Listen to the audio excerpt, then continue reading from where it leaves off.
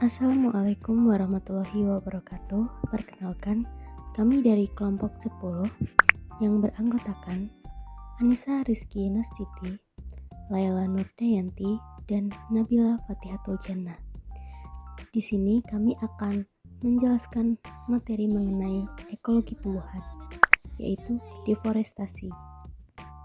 Kami mengangkat judul Deforestasi di Berau Kalimantan Timur, picu kenaikan suhu yang makin membinasakan. Kabupaten Berau dengan luas wilayah 2,2 juta hektar merupakan salah satu kabupaten di Indonesia yang memiliki luas tutupan hutan yang tinggi. Data terakhir menunjukkan 88% dari luas wilayah Berau adalah hutan. Saat ini, peruntukan dari tutupan hutan seluas 1,9 juta Berau memiliki peran yang sangat penting dalam menahan laju emisi gas karbon di Indonesia, bahkan dunia. Namun, dengan luas hutan dari tata ruang tersebut menunjukkan besarnya ancaman terhadap hutan Berau yang harus dipertahankan. Dari total luasan wilayah hutan di Kabupaten Berau, 88% dari 1,94 juta hektar merupakan hutan dengan komposisi 26% adalah hutan lindung, 44% hutan produksi, dan 30% adalah kawasan budidaya non-kehutanan. Dengan luas tutupan hutan yang demikian didapati bahwa Kabupaten Berau memiliki areal hutan yang cukup luas. Akan tetapi, karena mudahnya pembuatan dan pembukaan izin lahan, menyebabkan lajunya deforestasi dan konversi lahan. Berikut akan ditampilkan kondisi kawasan hutan lindung Sungai Lesan, Kabupaten Berau, Kalimantan Timur.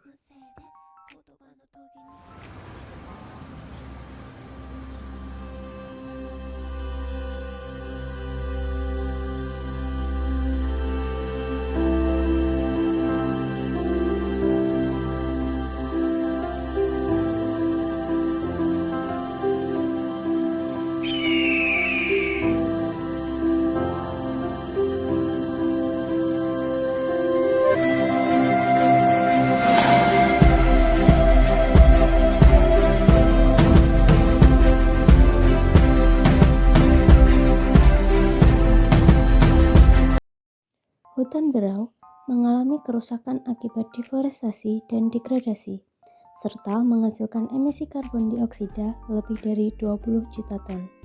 Meningkatnya kerusakan itu akan masih terus terjadi seiring tingginya ambisi perusahaan-perusahaan tambang yang ada untuk mencapai target produksi yang terus meningkat setiap tahunnya. Ancaman lain terhadap hutan Berau yang cukup tinggi jika pembangunan Berau tidak dilakukan dengan bijaksana.